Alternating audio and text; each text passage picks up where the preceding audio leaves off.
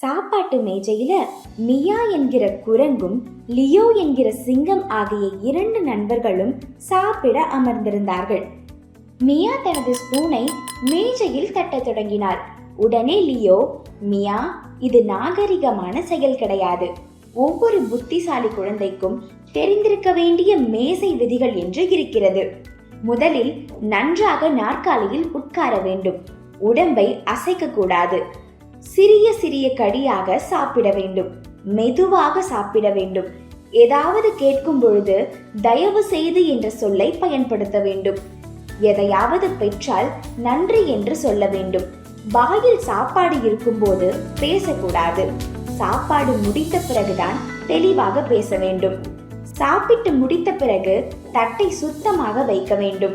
மியா அந்த விதிகளை எல்லாம் பின்பற்றி நன்றாக சாப்பிட்டாள். எல்லோரும் சந்தோஷமாக சிரித்தார்கள். நல்ல மேசை மரியாதை இருந்தால்தான் உணவு சந்தோஷமாகவும் நற்குணமுடனும் இருக்கும்.